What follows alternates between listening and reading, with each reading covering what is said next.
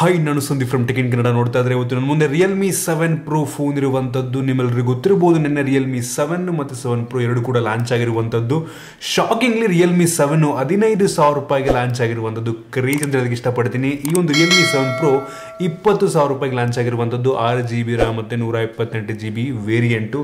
So ಈ ಒಂದು Realme 7 Pro ಯಾವ ರೀತಿ ಇದೆ, ಏನು ಚೆನ್ನಾಗಿದೆ ಈ ಒಂದು ಫೋನ್ನ ಫೀಚರ್ಸ್ ಏನಿದೆ, ಈ ಒಂದು ಫೋನ್ ನಾವು 20,000 ಕೊಟ್ಬಿಟ್ಟು ತಗೊಬಹುದು. ಇದ್ರ ಕಂಪ್ಲೀಟ್ ಡೀಟೇಲ್ ತಿಳಿಸ್ಕೊಡ್ತಾ ಇದ್ದೀನಿ. ಅದಕ್ಕಿಂತ ಮುಂಚೆ ನೀವು ನಮ್ಮ tech in Kannada YouTube channel subscribe ಮಾಡ್ಕೊಂಡಿಲ್ಲ ಅಂತ ಅಂದ್ರೆ ಸಬ್ಸ್ಕ್ರೈಬ್ ಮಾಡ್ಕೊಳ್ಳಿ ಮತ್ತು ಬೆಲ್ ಐಕನ್ ಕೂಡ ಕ್ಲಿಕ್ ಮಾಡಬಹುದು. ಮೊದಲನಾಗಿ ಒಂದು ರಿಯಲ್ಮಿ 7 Pro ಫೋನ್ ಅನ್ನ ಅನ್ಬಾಕ್ಸ್ ಮಾಡೋಣ. ನೋಡ್ತಾ ಇದ್ರೆ ಒಂದು ರಿಯಲ್ಮಿ 7 Pro ಕೂಡ ರಿಯಲ್ಮಿ 7 ರೀತಿಯಲ್ಲೇ ಇದೆ. ಆಲ್ಮೋಸ್ಟ್ ಮೇಲ್ಗಡೆ ಈ ಒಂದು ಸಲ್ಮಾನ್ ಖಾನ್ ಅವರ ಫೋಟೋ ಹಾಕಿದ್ದಾರೆ. ಅದು ಏನಕ್ಕೆ ಹಾಕಿದ್ದಾರೆ ಅಂತ ದೇವರೇ ಗೊತ್ತಿಲ್ಲ. ಈ ಒಂದು ಬಾಕ್ಸ್ ಅನ್ನ ಓಪನ್ ಮಾಡಿದ ತಕ್ಷಣ ಗಮನಿಸ್ತಾ ಇದ್ರೆ ನಿಮಗೆ ಇನ್ನೊಂದು ಸಣ್ಣ ಬಾಕ್ಸ್ ಸಿಗ್ತಾ ಇರುವಂಥದ್ದು. ಇದರೊಳಗೆ ನಿಮಗೆ ಒಂದು transparent back cover, TPU cover ಇರುವಂಥದ್ದು ಮತ್ತು user manual, quick start guide, warranty card ಎಲ್ಲ ಇದರೊಳಗಿರುವಂಥದ್ದು. ಅದನ್ನು ಬಿಟ್ಟರೆ ಈ ಒಂದು ಸಣ್ಣ ಬಾಕ್ಸ್ ಒಳಗೆ ಬೇರೆ ಏನೂ ಇಲ್ಲ. ಇನ್ನು ಅದ್ರ ಕೆಳಗಡೆ ನೋಡ್ತಾ ಇದ್ರೆ ನಿಮಗೆ ಡೈರೆಕ್ಟ್ ಆಗಿ ಒಂದು ಫೋನ್ ಸಿಗ್ತಾ ಇದೆ. ಈ ಒಂದು ಫೋನನ್ನು ಪಕ್ಕಕ್ಕಿಟ್ಟು ಬೇರೆ ಏನೆಲ್ಲ ಇದೆ ಅಂತ ಚೆಕ್ ಮಾಡೋದು. ಅದರ ಕೆಳಗಡೆ ಗಮನಿಸ್ತಾ ಇದ್ರೆ 65 ವ್ಯಾಟ್ನ ಲಿಟ್ರಲಿ ಈ ಪ್ರೈಸ್ ರೇಂಜಿಗೆ 65 ವ್ಯಾಟ್ನ ಫಾಸ್ಟ್ ಚಾರ್ಜಿಂಗ್ ಅಡಾಪ್ಟರ್ನ ಬಾಕ್ಸ್ ಒಳಗೆ ನೀಡಿದ್ದಾರೆ. ಕ್ರೇಜಿ ಅಂತ ಹೇಳೋದಕ್ಕೆ ಇಷ್ಟಪಡ್ತೀನಿ. ಅದರ ನಂತರ ನಿಮಗೆ ಈ ಒಂದು ಬಾಕ್ಸ್ ಒಳಗೆ USB Type-C ಕೇಬಲ್ ಇರುವಂಥದ್ದು. ಕೇಬಲ್ನ ಕ್ವಾಲಿಟಿ ಚೆನ್ನಾಗಿದೆ, Type-A ಇಂದ Type-C. ಸೊ ಜೊತೆಗೆ ನಿಮಗೆ ಅದ್ರ ಕೆಳಗಡೆ ಈ ಒಂದು ಸಿಮ್ ಎಜೆಕ್ಟರ್ ಪಿನ್ ಇರುವಂಥದ್ದು. ಅದನ್ನು ಬಿಟ್ಟರೆ ಬೇರೆ ಏನೂ ಸಹ ಈ ಒಂದು ಬಾಕ್ಸ್ ಒಳಗಿಲ್ಲ. ಇನ್ನು ಡೈರೆಕ್ಟ್ ಆಗಿ ನೋಡ್ತಾ ಇದ್ರೆ ಒಂದು ಫೋನ್ ನಿಮಗೆ ಈ ರೀತಿ ಸಿಗ್ತಿರುವಂಥದ್ದು. ಫಸ್ಟ್ ಲುಕ್ಕಲ್ಲಿ ತುಂಬ ಲೈಟ್ ವೆಯ್ಟ್ ಇದೆ ಅಂತ ಅನ್ನಿಸ್ತು. ಒಂದು ಪ್ರೀಮಿಯಂ ಲುಕ್ ಇದೆ ಅಂತ ನನಗೆ ಅನಿಸ್ತಾ ಇದೆ. ಇನ್ನು ಗಮನಿಸ್ತಾ ಇದ್ರೆ ಈ ಒಂದು ಬಾಕ್ಸ್ ಒಳಗಿರುವಂತಹ ಕಂಪ್ಲೀಟ್ ಎಕ್ಸೆಸರೀಸ್ಗಳನ್ನ. ಇನ್ನು ಡೈರೆಕ್ಟ್ ಆಗಿ ಒಂದು ಫೋನ್ ಡಿಸೈನ್ ಮತ್ತೆ ಬಿಲ್ಡ್ ಕ್ವಾಲಿಟಿ ಬಗ್ಗೆ ಮಾತನಾಡಬೇಕು ಅಂತಂದ್ರೆ ನಾನು ಹೇಳಿದಂಗೆ ಈ ಒಂದು ಫೋನ್ ತುಂಬಾ ಲೈಟ್ ವೇಟ್ ಇರುವಂತದ್ದು. ಇನ್ನು ಈ ಒಂದು ಫೋನ್ ಮುಂದಕ್ಕೆ ಬಂತು ಅಂದ್ರೆ ಗಮನಿಸ್ತಾ ಇದ್ರೆ ಫುಲ್ ಸ್ಕ್ರೀನ್ ಡಿಸ್ಪ್ಲೇ ಸಿಗ್ತಾ ಇರುವಂತದ್ದು. ಒಂದು ಪಂಚೋಲ್ ಕ್ಯಾಮ್ರಾ ಇದೆ. ಬೆಜಲ್ ಆಲ್ಮೋಸ್ಟ್ ಎಲ್ಲ ಕಡೆ ತುಂಬಾ ಕಡಿಮೆ ಇರುವಂತದ್ದು. ಬಾಟಮ್ ಅಲ್ಲಿ ಆಬ್ವಿಯಸ್ಲಿ ಎಲ್ಲ ಫೋನ್ ಇದ್ದಂಗೆ ಬೆಜಲ್ ಸ್ವಲ್ಪ ಬಾಟಮ್ ಅಲ್ಲಿ ಜಾಸ್ತಿ ಇದೆ. ಫ್ರಂಟ್ ಅಲ್ಲಿರುವಂತಹ ಗ್ಲಾಸ್ ಏನಿದೆ ಇದು ಗೊರಿಲ್ಲಾ ಗ್ಲಾಸ್ 3 ಆಗಿರುವಂಥದ್ದು. ಒಂದು ಒಳ್ಳೆ ವಿಷಯ. ಇನ್ನು ಹಿಂದಕ್ಕೆ ಬಂತು ಅಂದರೆ ಗಮನಿಸ್ತಾ ಇದ್ರೆ ನೋಡೋದಕ್ಕೆ ಇದೊಂದು ಗ್ಲಾಸ್ ಥರ ಕಾಣುತ್ತೆ ಅಲ್ವಾ, ಪ್ರೀಮಿಯಂ ಗ್ಲಾಸ್ ಥರ ಅನಿಸ್ತಾ ಇದೆ. ಬಟ್ ಇದು ಗ್ಲಾಸ್ ಅಲ್ಲ, ಪ್ಲಾಸ್ಟಿಕ್ ಬ್ಯಾಕ್ ಆಗಿರುವಂಥದ್ದು. ಬೇಜಾರಾಗುವಂಥ ವಿಷಯ. ನಿಮಗೆ ರಿಯಲ್ಮಿ 6 Proನಲ್ಲಿ ಗ್ಲಾಸ್ ಬ್ಯಾಕ್ ನೀಡಿದ್ರು, ಅದೇ 7 Proನಲ್ಲಿ ಪ್ಲಾಸ್ಟಿಕ್ ಬ್ಯಾಕ್ ನೀಡಿರುವಂಥದ್ದು ಬೇಜಾರಾಗುವಂಥ ವಿಷಯನೇ, ಡೌನ್ ಗ್ರೇಡ್ ಒಂದು ರೀತಿ. ಬಟ್ ಲುಕ್ ವೈಸ್ ಅಂತೂ ಕ್ರೇಜಿಯಾಗಿ ಕಾಣುತ್ತೆ. ಎಸ್ಪೆಷಲಿ ಈ ಒಂದು ಕಲರ್ ನನ್ನ ಹತ್ರ ಇರುವಂಥ ಕಲರ್ ಇದೆ. ಇದು ಒಂದು ರೀತಿ ಪ್ರೀಮಿಯಂ ರೀತಿ ಬ್ಲೂ ಬ್ಲ್ಯಾಕ್ ಏನಿದೆ, ಒಂದು ಪ್ರೀಮಿಯಂ ರೀತಿ ನಿಮ್ಗೆ ಅನಿಸುತ್ತೆ. ಯಾವುದೋ ಜಾಸ್ತಿ ದುಡ್ಡಿನ ಫೋನ್ ಅಂತ ಅನಿಸುತ್ತೆ ನಿಮಗೆ. ಅದನ್ನು ಬಿಟ್ಟರೆ ನಿಮಗೆ ಈ ಒಂದು ಫೋನಲ್ಲಿ ಕ್ವಾಡ್ ಕ್ಯಾಮ್ರಾ ಸೆಟಪ್ ಇರುವಂಥದ್ದು ಹಿಂದೆ ಮತ್ತು ಒಂದು ಸಿಂಗಲ್ LED ಫ್ಲಾಶ್ ಇರುವಂಥದ್ದು. ಗಮನಿಸ್ತಾ ಇರ್ಬೋದು ನೀವು, ಈ ಒಂದು ಫಿಂಗರ್ ಪ್ರಿಂಟ್ ಸೆನ್ಸಾರ್ ಹಿಂದೆನೂ ಇಲ್ಲ, ಸೈಡಲ್ಲೂ ಇಲ್ಲ. ಸೊ ನಮಗೆ ಗೊತ್ತಾಗ್ತಿರುವಂಥದ್ದು ಇದೇ ಮೊದಲ ಬಾರಿಗೆ ಈ ಒಂದು ರಿಯಲ್ಮಿ ಸೀರೀಸ್ನಲ್ಲಿ ಇನ್ ಡಿಸ್ಪ್ಲೇ ಫಿಂಗರ್ ಪ್ರಿಂಟ್ ಸೆನ್ಸಾರ್ನ ಹಾಕಿರುವಂಥದ್ದು. ಒಂದು ಒಳ್ಳೆ ವಿಷಯ ಅಂತ ಹೇಳೋದಕ್ಕೆ ಇಷ್ಟಪಡ್ತೀನಿ. ಜೊತೆಗೆ ಈ ಒಂದು ಫೋನಲ್ಲಿ USB Type-C ಇರುವಂಥದ್ದು. 3.5mm ಹೆಡ್ಫೋನ್ ಜಾಕು ಇದೆ. ಜೊತೆಗೆ ಡೆಡಿಕೇಟೆಡ್ SD ಕಾರ್ಡ್ ಸ್ಲಾಟ್ಸ್ ಇರುವಂಥದ್ದು. ಒಂದು ಒಳ್ಳೆ ವಿಷಯ ಹೇಳಕ್ಕೆ ಇಷ್ಟಪಡ್ತೀನಿ. Over build quality design okay ಅಂತೀನಿ, ಆಯ್ತಾ. ಇದೊಂದು ಪ್ಲಾಸ್ಟಿಕ್ ಫ್ರೇಮ್ ಆಗಿರುವಂಥದ್ದು. ಆಬ್ವಿಯಸ್ಲಿ ಪ್ರೆಸೆಂಟ್ ಯೂಶಲಿ ಎಲ್ಲ ಪ್ಲಾಸ್ಟಿಕ್ ಫ್ರೇಮ್ ನೀಡ್ತಾರೆ, ಬಟ್ ಪ್ಲಾಸ್ಟಿಕ್ ಬ್ಯಾಕ್ ಆಗಿರುವಂಥದ್ದು ನನಗೊಂದು ಬೇಜಾರಾಯಿತು. ಗ್ಲಾಸ್ ಬ್ಯಾಕ್ ನೀಡಬೇಕಿತ್ತು. ಅದನ್ನು ಬಿಟ್ಟರೆ ನನಗೆ ಅನಿಸ್ತಂಗೆ ಲುಕ್ ವೈಸ್ ಅಂತೂ ಕ್ರೇಜಿ ಆಗಿದೆ. ಸೊ ನಾಟ್ ಬ್ಯಾಡ್ ಅಂತ ಹೇಳಕ್ಕೆ ಇಷ್ಟಪಡ್ತೀನಿ. ಇನ್ನು ಈ ಒಂದು ಫೋನ್ನ ಡಿಸ್ಪ್ಲೇ ಬಗ್ಗೆ ಮಾತನಾಡಬೇಕು ಅಂತಲೇ ಒಂದು ಫೋನಲ್ಲಿ 6.4 ಇಂಚಿನ ಫುಲ್ HD+ ರೆಸೊಲ್ಯೂಷನ್ ಹೊಂದಿರುವಂಥ AMOLED ಡಿಸ್ಪ್ಲೇ ಇರುವಂಥದ್ದು. ಹೌದು, AMOLED ಡಿಸ್ಪ್ಲೇ ಇದೆ. ಮೊದಲ ಬಾರಿಗೆ ರಿಯಲ್ಮಿ ಸೀರೀಸ್ನಲ್ಲಿ AMOLED ಡಿಸ್ಪ್ಲೇನ ಹಾಕಿರುವಂಥದ್ದು ಕ್ರೇಜಿ ಅಂತ ಹೇಳೋದಕ್ಕೆ ಇಷ್ಟಪಡ್ತೀನಿ. ಈ ಒಂದು ಡಿಸ್ಪ್ಲೇ 60 Hz ಡಿಸ್ಪ್ಲೇ, ಆಯಿತಾ. ನಿಮಗೆ ಜಾಸ್ತಿ ರಿಫ್ರೆಶ್ ರೇಟ್ ಇಲ್ಲ, 60 Hz ನಾರ್ಮಲ್ ಆಗಿ. ಬಟ್ 180 Hz ಈ ಒಂದು ಟಚ್ ರೆಸ್ಪಾನ್ಸನ್ನು ಈ ಒಂದು ಫೋನ್ಗೆ ಹಾಕಿರುವಂಥದ್ದು. ಡಿಸ್ಪ್ಲೇ ಟಚ್ ರೆಸ್ಪಾನ್ಸ್ಗೆ ಕ್ರೇಜಿ. ಅದೊಂದು ನಿಮ್ಗೊಂದು ರೀತಿ ರಿಫ್ರೆಶ್ ರೇಟ್ ಕಡಿಮೆ ಇದ್ರೂ ಸಹ ಏನೋ ತುಂಬ ಸ್ಮೂತಾಗಿ ವರ್ಕ್ ಆಗ್ತದೆ ಅಂತ ಅನ್ಸುತ್ತೆ. ಈ ಒಂದು ಟಚ್ ರೆಸ್ಪಾನ್ಸ್ ರೇಟ್ ಜಾಸ್ತಿ ಇರೋದ್ರಿಂದ ಒಂದು ಒಳ್ಳೆ ವಿಷಯ. ಅದನ್ನು ಬಿಟ್ಟರೆ ಈ ಒಂದು ಡಿಸ್ಪ್ಲೇ ಕ್ಲಾರಿಟಿ ಮತ್ತು ವ್ಯೂಯಿಂಗ್ ಆ್ಯಂಗಲು ಸೂಪರ್ ಆಗಿದೆ, ಆಯಿತಾ. ತುಂಬ ಚೆನ್ನಾಗಿದೆ ಡಿಸ್ಪ್ಲೇ. ನನಗಂತೂ ಇಂಪ್ರೆಸಿವ್ ಅಂತ ಅನ್ನಿಸ್ತು. ಇನ್ನೂ ಒಂದು ಫೋನ್ ವೇರಿಯಂಟ್ಗಳ ಬಗ್ಗೆ ಮಾತನಾಡಬೇಕು ಅಂತಂದರೆ ಒಂದು ಫೋನ್ ಸದ್ಯಕ್ಕೆ 2 ವೇರಿಯಂಟ್ ಲಾಂಚ್ ಆಗಿರುವಂಥದ್ದು. ಒಂದು 6GB RAM ಮತ್ತು 128GB ಇಂಟರ್ನಲ್ ಮೆಮೊರಿ, ಮತ್ತು ಇನ್ನೊಂದು 8GB RAM ಮತ್ತು 256GB ಇಂಟರ್ನಲ್ ಮೆಮೊರಿ. ಈ ಒಂದು ಸ್ಟೋರೇಜ್ ಏನಿದೆ ಇದು UFS 2.1 ಸ್ಟೋರೇಜ್ ಆಗಿರುವಂಥದ್ದು ಮತ್ತು RAM LPDDR4 dual channel RAM ಆಗಿರುವಂಥದ್ದು. ಸೇಮ್ ರಿಯಲ್ಮಿ 7 ರೀತಿಯಲ್ಲೇ ಏನು ಚೇಂಜಸ್ ಇಲ್ಲ. ಇನ್ನೂ ಒಂದು ಫೋನ್ ಇರುವಂಥ ಪ್ರೋಸರ್ ಬಗ್ಗೆ ಮಾತನಾಡಬೇಕು ಅಂತಂದರೆ ಒಂದು ಫೋನಲ್ಲಿ ಪ್ರೋಸರ್ನ ಚೇಂಜ್ ಮಾಡಲಾಗಿಲ್ಲ, ಆಯಿತಾ. ರಿಯಲ್ಮಿ 6 Proನಲ್ಲಿದ್ದಂಥ ಪ್ರೋಸರ್ನೇ Snapdragon 720G ಪ್ರೋಸರ್ನೇ ಈ ಒಂದು ಫೋನ್ಗೂ ಸಹ ಹಾಕಿರುವಂಥದ್ದು. ಒಂದು ಸ್ವಲ್ಪ ಏನಾದರೂ ಅಪ್ಗ್ರೇಡ್ ಮಾಡಬೇಕಿತ್ತು, ಆಯಿತಾ. ಬಟ್ ಈ ಒಂದು ಪ್ರೈಸ್ ರೇಂಜಲ್ಲಿ ನಿಮಗೆ ಈ ಪ್ರೋಸರ್ಗಿಂತ ಚೆನ್ನಾಗಿರುವಂಥ ಪ್ರೋಸರು ಅದು Snapdragon, ಆಯಿತಾ. ಮೀಡಿಯಾಟೆಕ್ ಅಲ್ಲ, Snapdragon ಇದಕ್ಕಿಂತ ಚೆನ್ನಾಗಿರುವಂಥ ಪ್ರೋಸರ್ ಬೇರೆ ಯಾರು ಕೊಡಲ್ಲ, ಆಯಿತಾ. ಯೂಶಲಿ 730G ಇರುತ್ತೆ ಅಥವಾ 720 ಇರುತ್ತೆ. ಸೊ ನಾವೇನು ಮಾಡೋದಕ್ಕಾಗಲ್ಲ. ಡೀಸೆಂಟ್ ಪ್ರೋಸರ್ ಒಂದು ಪ್ರೆಸೆನ್ಸ್ಗೆ ಅಂತ ಹೇಳೋದಕ್ಕೆ ಇಷ್ಟಪಡ್ತೀನಿ. ಬಟ್ ಅಪ್ಗ್ರೇಡ್ ಮಾಡಬೇಕಿತ್ತು. ಇದರಲ್ಲಿ ನೀವು ಆರಾಮಾಗಿ ಒಂದು ಹೈ ಸೆಟ್ಟಿಂಗಲ್ಲಿ ಎಲ್ಲ ಗೇಮ್ಗಳನ್ನು ಆಡ್ಕೊಬೋದು. ಒಂದು ಒಳ್ಳೆ ಪ್ರೋಸರು. CPU ಪರ್ಫಾರ್ಮೆನ್ಸ್ ಅಂತೂ ತುಂಬ ಚೆನ್ನಾಗಿದೆ.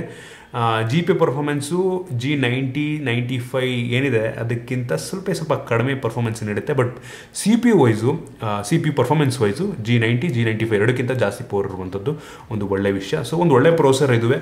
So not bad, but upgrade ಮಾಡಬೇಕಿತ್ತು ನನಗೆ ಅನ್ನಿಸ್ತಂಗೆ. ಇನ್ನು ಈ ಒಂದು ಫೋನ್ ಇರುವಂಥ ಕ್ಯಾಮ್ರಾ ಬಗ್ಗೆ ಮಾತನಾಡಬೇಕು ಅಂತಂದರೆ ಕ್ಯಾಮ್ರಾ ಡಿಪಾರ್ಟ್ಮೆಂಟಲ್ಲಿ, ಅದು ರೇರ್ ಕ್ಯಾಮ್ರಾ ಡಿಪಾರ್ಟ್ಮೆಂಟಲ್ಲಿ ಏನೂ ಚೇಂಜ್ ಆಗಿಲ್ಲ ರಿಯಲ್ಮಿ 7ಗೆ ಕಂಪೇರ್ ಮಾಡಿದ್ರೆ. ರಿಯಲ್ಮಿ 7ಅಲ್ಲಿ ಯಾವ ರೀತಿ ಕ್ಯಾಮ್ರಾ ಕ್ಲಾರಿಟಿ ಸಿಗುತ್ತೆ, ಡಿಟ್ಟೋ ಕ್ಯಾಮ್ರಾ ಕ್ಲಾರಿಟಿ ನಿಮಗೆ ಇದರಲ್ಲೂ ಸಹ ಸಿಗ್ತಾ ಇರುವಂಥದ್ದು ಆಯಿತಾ. ಸೇಮ್ ಸೆನ್ಸರ್, ಪ್ರತಿಯೊಂದು ಸೇಮ್, ಲಿಟ್ರಲಿ ಪ್ರತಿಯೊಂದು ಸೇಮು. ಈ ಒಂದು ಫೋನು ಸಹ quad camera, main sensor Sony sensor 64 megapixel ಎಂದು, Sony IMX682 sensor, same clarity ಸಿಗುತ್ತೆ. ಅದು ನೋಡ್ತಾ ಇದ್ದಾರೆ ಸ್ಯಾಂಪಲ್ಸನ್ನು. ಮತ್ತು ಇನ್ನೊಂದು 8 ಮೆಗಾಪಿಕ್ಸೆಲ್ ಒಂದು ultra wide angle lens, same clarity. ಇನ್ನೊಂದು 2 ಮೆಗಾಪಿಕ್ಸೆಲ್ ಒಂದು ಮ್ಯಾಕ್ರೋ ಲೆನ್ಸು ಮತ್ತು ಇನ್ನೊಂದು 2 ಮೆಗಾಪಿಕ್ಸೆಲ್ ಒಂದು ಡೆಪ್ ಸೆನ್ಸರು. ಆ ಕ್ಯಾಮ್ರಾ ಸ್ಯಾಂಪಲ್ಸನ್ನು ನೋಡ್ಬೋದು ನೀವೇ. ಏನು ಚೇಂಜಸ್ ಇಲ್ಲ ರಿಯಲ್ಮಿ 7 ಮತ್ತು 7 ಪ್ರೋಗೆ. ರೇರ್ ಕ್ಯಾಮ್ರಾ ಕ್ವಾಲಿಟಿಯಲ್ಲಿ ಏನೂ ಚೇಂಜ್ ಇಲ್ಲ. ಇನ್ನು ಫ್ರಂಟ್ ಕ್ಯಾಮ್ರಾಗೆ ಬಂತು ಅಂತಂದರೆ ದೊಡ್ಡ ಚೇಂಜ್ ಇರುವಂಥದ್ದು ಏನಪ್ಪ ಅಂತಂದರೆ ಈ ಒಂದು ಫೋನಲ್ಲಿ 32 ಮೆಗಾಪಿಕ್ಸೆಲ್ ಫ್ರಂಟ್ ಕ್ಯಾಮ್ರಾ ಇರುವಂಥದ್ದು. ಕ್ಯಾಮ್ರಾ ಕ್ಲಾರಿಟಿ ಮಚ್ ಬೆಟರ್ ಇದೆ, ರಿಯಲ್ಮಿ 7ಗಿಂತ ಮಚ್ ಬೆಟರ್ ಕ್ವಾಲಿಟಿಯನ್ನು ಈ ಒಂದು ಕ್ಯಾಮ್ರಾ ಪ್ರೊಡ್ಯೂಸ್ ಮಾಡುತ್ತೆ. ಆ ಒಂದು ಫೋಟೋ ಸ್ಯಾಂಪಲ್ಸನ್ನು ನೋಡ್ಬಿಟ್ಟು ನೀವೇ ಜಡ್ಜ್ ಮಾಡ್ಬೋದು. ಸೊ ಓವರಾಲ್ ಕ್ಯಾಮ್ರಾ ಕ್ಲಾರಿಟಿ ಈ ಪ್ರೆಸೆನ್ಸ್ಗೆ ಓಕೆ ಅಂತೀನಿ ಆಯಿತಾ, ಪರವಾಗಿಲ್ಲ, ಚೆನ್ನಾಗಿದೆ ಒಂದು ಲೆವೆಲ್ಗೆ. ಇನ್ನೊಂದು ಫೋನ್ನ ಸೆಕ್ಯೂರಿಟಿ ಬಗ್ಗೆ ಮಾತನಾಡಬೇಕು ಅಂತಂದರೆ ಒಂದು ಫೋನಲ್ಲಿ ಇನ್ ಡಿಸ್ಪ್ಲೇ ಫಿಂಗರ್ ಪ್ರಿಂಟ್ ಸೆನ್ಸರ್ ಇರುವಂಥದ್ದು ತುಂಬ ಫಾಸ್ಟಾಗಿ ಅನ್ಲಾಕ್ ಮಾಡುತ್ತೆ. ಇದರಲ್ಲಿ ಅಮೋಲ್ಡ್ ಡಿಸ್ಪ್ಲೇ ನೀಡಿರೋದ್ರಿಂದ ಈ ಒಂದು ಇನ್ ಡಿಸ್ಪ್ಲೇ ಫಿಂಗರ್ ಪ್ರಿಂಟ್ ಸೆನ್ಸರ್ನ ಹಾಕಿದ್ದಾರೆ. ಮತ್ತು ಫೇಸ್ ಅನ್ಲಾಕ್ ಸಹ ಅಷ್ಟೇ ತುಂಬ ಫಾಸ್ಟ್ ಆಗಿದೆ, ಗಮನಿಸ್ತಾ ಇದ್ದೀರಾ, ತುಂಬ ಫಾಸ್ಟಾಗಿ ಫೇಸ್ ಅನ್ಲಾಕು ಆಗುತ್ತೆ ಮತ್ತು ಫಿಂಗರ್ ಪ್ರಿಂಟ್ ಸೆನ್ಸರ್ ಕೂಡ ತುಂಬ ಫಾಸ್ಟಾಗಿ ಅನ್ಲಾಕ್ ಆಗುತ್ತೆ. ಇನ್ನೊಂದು ಫೋನ್ನ ಬ್ಯಾಟ್ರಿ ಬಗ್ಗೆ ಮಾತನಾಡಬೇಕು ಅಂತಂದರೆ ಒಂದು ಫೋನಲ್ಲಿ 4500 mAh ಕೆಪಾಸಿಟಿ ಬ್ಯಾಟ್ರಿ ಇರುವಂಥದ್ದು. ತುಂಬ ಜಾಸ್ತಿನೂ ಅಲ್ಲ, ತುಂಬ ಕಡಿಮೆನೂ ಅಲ್ಲ, ಒಂದು ಐಡಿಯಲ್ ಆಯಿತಾ. 4500 ಓಕೆ ಸಾಕು, ಎಷ್ಟು ನೀಡಿದರೆ ಸಾಕು 4500. ಜೊತೆಗೆ ನಿಮಗೆ ಒಂದು ಬಾಕ್ಸ್ ಒಳಗೆ 65 ವ್ಯಾಟ್ನ ಫಾಸ್ಟ್ ಚಾರ್ಜಿಂಗ್ ಅಡಾಪ್ಟರ್ ನೀಡಿದ್ದಾರೆ. 65 ವ್ಯಾಟು, ಇಷ್ಟು ಕಡಿಮೆ ಬೆಲೆಗೆ ಯಾವ ಫೋನು ಸಹ ನಿಮಗೆ 65 ವ್ಯಾಟ್ನ ಫಾಸ್ಟ್ ಚಾರ್ಜಿಂಗ್ ಅಡಾಪ್ಟರ್ ನೀಡಿಲ್ಲ ಇದುವರೆಗೂ. ಹೈಯೆಸ್ಟ್ ಇದ್ದಾನೆ ನಿಮಗೆ, ತುಂಬ ಫಾಸ್ಟಾಗಿ ಚಾರ್ಜ್ ಮಾಡಬಲ್ಲಂಥ ಫೋನು ಸದ್ಯಕ್ಕಿದ್ದಾನೆ ಆಯಿತಾ. ಕೇವಲ 34 ನಿಮಿಷ, 30ರಿಂದ 34 ನಿಮಿಷದಲ್ಲಿ ಫುಲ್ ಫೋನ್ ಚಾರ್ಜ್ ಆಗುತ್ತೆ. ಫುಲ್ ಫೋನು 0ಇಂದ 100%, 30ರಿಂದ 34 ನಿಮಿಷ ಅಂತಂದರೆ ಕ್ರೇಜಿ. ಇವರು ಕ್ರೇಜಿ. ಈಗ ಹೋಗ್ಬಿಟ್ಟು ಮುಖ ತೊಳ್ಕೊಂಡು ಬರೋ ಅಷ್ಟರಲ್ಲಿ ನಿಮ್ಗೆ ಅರ್ಧ ಚಾರ್ಜ್ ಆಗೋಗಿರುತ್ತೆ. ಸೊ ಇದನ್ನು ಬೀಟ್ ಮಾಡೋದಕ್ಕೆ ಯಾರಿಂದಲೂ ಸಾಧ್ಯ ಇಲ್ಲ. ಇದನ್ನು ಬಿಟ್ಟರೆ ಈ ಒಂದು ಫೋನ್ನ ಸ್ಪೀಕರ್ ಬಗ್ಗೆ ಮಾತನಾಡಬೇಕು ಅಂತಂದರೆ ಸರ್ಪ್ರೈಸಿಂಗ್ಲಿ ಈ ಒಂದು ಫೋನಲ್ಲಿ ಸ್ಟೀರಿಯೋ ಸ್ಪೀಕರ್ ನೀಡಿರುವಂಥದ್ದು. ಹೌದು, ಸ್ಟೀರಿಯೋ ಸ್ಪೀಕರು ಈ ಪ್ರೆಸೆನ್ಸಲ್ಲಿ ಯೂಶಲಿ ತುಂಬ ಕಡಿಮೆ ಫೋನ್ಗಳಲ್ಲಿ ಒಂದು ಸ್ಟೀರಿಯೋ ಸ್ಪೀಕರ್ಗಳು ನೋಡೋಕೆ ಸಿಗುತ್ತೆ ಆಯಿತಾ. ಮೇಲೊಂದು ಸ್ಪೀಕರ್ ಇದೆ, ಕೆಳಗಡೆ ಒಂದು ಸ್ಪೀಕರ್ ಇದೆ. ಸ್ಪೀಕರ್ನ ಕ್ಲಾರಿಟಿ ಡೀಸೆಂಟ್ ಅಂತೀನಿ, ಇಂಪ್ರೆಸಿವ್ ಅಲ್ಲ, ಡೀಸೆಂಟ್ ಆಗಿದೆ. ಓಕೆ, ಪರವಾಗಿಲ್ಲ, ಒಂದು ಲೆವೆಲಿಗೆ ಚೆನ್ನಾಗಿದೆ ಅಂತ ಅನ್ಬೋದು. ಜೊತೆಗೆ ಈ ಒಂದು ಫೋನ್ ಏನಿದೆ ಆಂಡ್ರಾಯ್ಡ್ 10ನ ಬೇಸ್ ಮೇಲೆ ರನ್ ಆಗ್ತಿರುವಂಥ ರಿಯಲ್ಮಿ UI ರನ್ ಮಾಡ್ತಾ ಇದೆ ಆಯಿತಾ. ಒಂದು ಲೆವೆಲ್ಲಿಗೆ ಸ್ಟಾಕ್ ಆಂಡ್ರಾಯ್ಡ್ ಎಕ್ಸ್ಪೀರಿಯನ್ಸ್ ನೀಡುತ್ತೆ. ಒಂದು ಲೆವೆಲ್ಲಿಗೆ ಈ ಒಂದು ಹೋಮ್ ಸ್ಕ್ರೀನ್ ಎಲ್ಲ ಲಿಟ್ರಲಿ ಸೇಮ್ ಪಿಕ್ಸೆಲ್ ಫೋನ್ ರೀತಿಯಲ್ಲೇ ನಿಮ್ಗೆ ಅನ್ಸುತ್ತೆ ಆಯಿತಾ, ಸೇಮ್ ಪಿಕ್ಸೆಲ್ ಲಾಂಚರ್ ರೀತಿಯಲ್ಲೇ ಇರುವಂಥದ್ದು. ಸೊ ಒಂದು ಸ್ಟಾಕ್ ಆ್ಯಂಡ್ರಾಯ್ಡ್ ಎಕ್ಸ್ಪೀರಿಯನ್ಸು ಹೋಮ್ ಪೇಜಲ್ಲಿ ಸಿಗುತ್ತೆ. ಬಟ್ ಸೆಟ್ಟಿಂಗ್ ಮೆನ್ಯೂ ಅವೆಲ್ಲ ಕೆಲವೊಂದು ಚೇಂಜಸನ್ನು ಮಾಡಲಾಗಿದೆ, ಥೀಮ್ಡ್ ಅಂತ ಅನಿಸುತ್ತೆ. ಬಟ್ ಒಂದು ಲೆವೆಲಿಗೆ ನಿಮಗೆ ಸ್ಟಾಕ್ ಆ್ಯಂಡ್ರಾಯ್ಡ್ ಎಕ್ಸ್ಪೀರಿಯನ್ಸ್ ಸಿಗುತ್ತೆ. ಇದಿಷ್ಟು ಒಂದು ಫೋನ್ನ ಮೈನ್ ಫೀಚರ್ಸ್ ಅಂತ ಹೇಳೋದಕ್ಕೆ ಇಷ್ಟಪಡ್ತೀನಿ. ಈ ಒಂದು ಫೋನ್ಗೆ 20,000 ಕೊಟ್ಟು ಪರ್ಚೇಸ್ ಮಾಡ್ಬೋದಾ ಅಂತ ನೀವು ಕೇಳ್ತಾ ಇದ್ದೀರಾ ಅಂತ ಅಂದರೆ ಆರಾಮಾಗಿ ಒಂದು ಫೋನ್ಗೆ 20,000 ಕೊಡ್ಬೋದು. ಏನಕ್ಕೆ ಅಂತ ಅಂದರೆ ಇದರಲ್ಲಿ ಅಮೋಲ್ಡ್ ಡಿಸ್ಪ್ಲೇ ಇರುವಂಥದ್ದು. ಅಮೋಲ್ಡ್ ಡಿಸ್ಪ್ಲೇನ ಹೊಂದಿರುವಂಥ ಬೇರೆ ಯಾವುದಾದ್ರೂ ಫೋನ್ ಪರ್ಚೇಸ್ ಮಾಡಬೇಕು ಅಂತಂದರೆ ರಿಯಲ್ಮಿ X2 ಪರ್ಚೇಸ್ ಮಾಡಬೇಕಾಗುತ್ತೆ ನೀವು.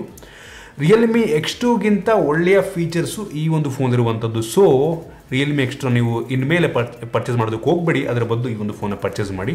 ಮಚ್ ಬೆಟರ್, ಒಂದು 2,000 ರೂಪಾಯಿಗೆ ನಿಮಗೆ ಮಚ್ ಬೆಟರ್ ಫೀಚರ್ಸ್ ಇದರಲ್ಲಿ ಸಿಗ್ತಾ ಇರುವಂಥದ್ದು. ಅದಕ್ಕೂ ನಾವು 17,000-18,000 ರೂಪಾಯಿ ಕೊಡಬೇಕಾಗುತ್ತೆ ರಿಯಲ್ಮಿ X2ಗೆ. ಸೊ ಬೇಡ ಅಂತೀನಿ. ಅದನ್ನು ಬಿಟ್ಟರೆ ನೀವು 6GB ರ್ಯಾಮ್ ಮತ್ತು 128GB ಇಂಟರ್ನಲ್ ಇರುವಂಥ ಯಾವುದೇ ಫೋನ್ ಪರ್ಚೇಸ್ ಮಾಡ್ತೀನಿ ಅಂದರೂ ಸಹ ಮಿನಿಮಮ್ 17,000 ರೂಪಾಯಿ ಅಂತೂ ಕೊಡಲೇಬೇಕಾ. 17,000ರಿಂದ 18,000 ರೂಪಾಯಿ ನಿಮಗೆ ಮಿನಿಮಮ್ 6GB ರ್ಯಾಮ್ ಮತ್ತು 128GB ಇಂಟರ್ನಲ್ ಇರುವಂಥ ಫೋನ್ ಯಾವುದೇ ಬ್ರ್ಯಾಂಡಲ್ಲಿ ಚೆಕ್ ಮಾಡಿ, ಅದು ರೆಡ್ಮಿಲ್ ಆಗಿರ್ಬೋದು, ರಿಯಲ್ಮಿಲ್ ಆಗಿರ್ಬೋದು, 17,000-18,000 ರೂಪಾಯಿ ಹಾಗೆ ಆಗುತ್ತೆ ಆಯಿತಾ. ಬಟ್ ಆ ಫೋನ್ಗಳಲ್ಲಿ ನಿಮಗೆ ಇನ್ ಡಿಸ್ಪ್ಲೇ ಫಿಂಗರ್ ಪ್ರಿಂಟ್ ಸೆನ್ಸರ್ ಸಿಗಲ್ಲ, 65 ವ್ಯಾಟ್ನ ಫಾಸ್ಟ್ ಚಾರ್ಜಿಂಗ್ ಅಡಾಪ್ಟರ್ ಸಿಗಲ್ಲ ನಿಮಗೆ, ಅಮೋಲ್ಡ್ ಡಿಸ್ಪ್ಲೇ ಇದ್ಮೇಲೆ ಅಮೋಲ್ಡ್ ಡಿಸ್ಪ್ಲೇ ಸಿಗಲ್ಲ. ಸೊ ಕೆಲವೊಂದು ಅಡಿಷ್ನಲ್ ಫೀಚರ್ಸು ಇದರಲ್ಲೂ ಸಹ ಇರುವಂಥದ್ದು. ಅದರಲ್ಲೂ ಸಹ ಪಂಚುವಲ್ನ ಹೊಂದಿರುವಂಥ ಈ ಒಂದು ಅಮೋಲ್ಡ್ ಡಿಸ್ಪ್ಲೇ ಆಗಿರುವಂಥದ್ದು ಕಾಸ್ಟ್ ಸ್ವಲ್ಪ ಜಾಸ್ತಿ ಹಾಗೆ ಆಗುತ್ತೆ. ಸೊ ಆ ಕಾರಣದಿಂದ ಓವರಾಲ್ ಎಲ್ಲ ಕಡೆ ನೋಡೋದಕ್ಕೆ ಹೋದರೆ ಈ ಒಂದು ಫೋನಿಗೆ 20,000 ಕೊಡುವಂಥದ್ದು ಓಕೆ ವರ್ತ್ ಅಂತ ನನಗನ್ನಿಸ್ತು. ಇನ್ನು ಸ್ವಲ್ಪ ದಿನದಲ್ಲಿ ಈ ಒಂದು ಫೋನನ್ನು ಕಂಪೇರ್ ಕೂಡ ಮಾಡ್ತೀನಿ ಇದೇ ಪ್ರೆಸೆನ್ಸ್ ಇರುವಂಥ ಬೇರೆ ಫೋನ್ಗಳಿಗೆ. ಸೊ ವೆಯ್ಟ್ ಮಾಡಿ ಅದಕ್ಕೆ. ಸೊ ಇದಿಷ್ಟು ನನ್ನ ಒಂದು ಆನೆಸ್ಟ್ ರಿವ್ಯೂ. ಆರಾಮಾಗಿ ಒಂದು ಫೋನ್ 20,000ಕ್ಕೆ ಪರ್ಚೇಸ್ ಮಾಡ್ಬೋದು ಅಂತ ಅಂತೀನಿ ನಾನು. ಸೊ ನಿಮಗೆ ಈ ಒಂದು ಫೋನ್ನ ಬಗ್ಗೆ ಏನನ್ಸುತ್ತೆ, ಈ ಒಂದು ಪ್ರೆಸೆನ್ಸ್ಗೆ ಪರ್ಚೇಸ್ ಮಾಡ್ಬೋದಾ ಅಂದರೆ ಕಾಮೆಂಟ್ ತಿಳಿಸ್ಬೋದು ನೀವು. ನಿಮಗೆ ಈ ಒಂದು ವಿಡಿಯೋ ಇಷ್ಟ ಆದ ಬಿಟ್ಟು ಲೈಕ್ ಮಾಡಿ, ಶೇರ್ ಮಾಡಿ. ಇದೇ ರೀತಿ ನಮ್ಮ ಬೇರೆ ಬೇರೆ ವಿಡಿಯೋಗಳಿಗೆ ನಮ್ಮ tech in Kannada YouTube channel subscribe ಮಾಡ್ಕೊಂಡಿಲ್ಲ ಅಂತ ಅಂದರೆ ಸಬ್ಸ್ಕ್ರೈಬ್ ಮಾಡ್ಕೊಳ್ಳಿ ಮತ್ತು ಬೆಲ್ ಐಕನ್ ಕೂಡ ಕ್ಲಿಕ್ ಮಾಡ್ಬೋದು. ಸಿಗೋಣ ಮುಂದಿನ ವಿಡಿಯೋದಲ್ಲಿ.